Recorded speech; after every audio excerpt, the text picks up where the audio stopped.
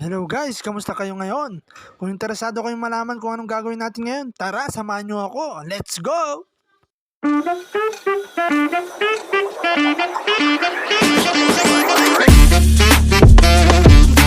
Exactly 4 AM nga, nagising na ako. Hindi na rin kasi ako makatulog. Kaya bumangon na ako. Pahikap-hikap pa nga ako, pero di ko na rin talaga mahuli ang antok ko. Kaya nagbangon na lang talaga. Paliwanag na rin ang langit nung lumabas ako. Tapos tumingin na rin ako dito sa mga aquarium ng aking mga pamangkin.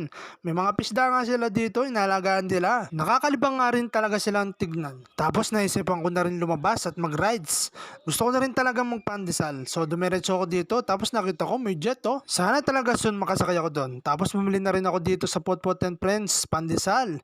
Gusto ko rin talaga ito. Tamang-tama nga ito sa umaga. Tapos samahan mo pa ng kape, di ba? At sa wakas, natapos din ng pilan, nakabili na rin ako. Tapos umalis na rin ako para makauwi na rin. Tapos bagya-bagya lang akong nag-drive dyan. Ingat din. At nakarating na nga rin sa bahay. Tapos nagkape na ako dyan. Tapos nakita ko si Pau Pau oh. Napapandesal nga rin ang aming Pau Pau. Ang cute oh. At nang nakapagpahinga ako, nilinis ko na rin talaga yung aking motor para pogi. Mukhang bago na naman si Motmot.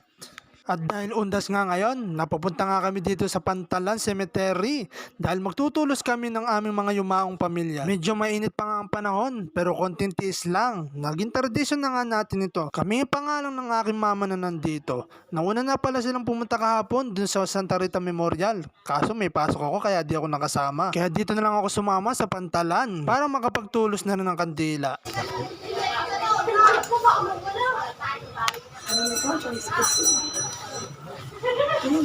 Ay, Lorraine, ito! At pagkatapos ng mga ilang oras, dumiretso na kami sa aking tita. Dito nga rin talaga pinaparking ang aking motor para hindi mawala. Safety nga dito. Tapos pinadiretso na kami dito sa loob para kumain. 10 AM pa nga lang, di pa nga ako gutom. Pero di na rin talaga ako tumanggi. Kaya kumain na rin talaga kami. Tapos nag-start na nga akong kumain dyan. Akala ko di pa ako gutom. Napalamon nga ang person. Napasarap ang kain. Thank you po sa breakfast. Tapos makalipas ang ilang oras, dumiretso na lang kami para makauwi. Ang init talaga ng panahon ngayon. Pero kailangan tisin. Nalibang naman ang person ngayong araw. Tapos nandito na kami sa aming bahay. Tapos pumasok na ako dyan sa kwarto para makapagpahinga. So thank you for watching guys ha. Salamat sa pagsama. The end.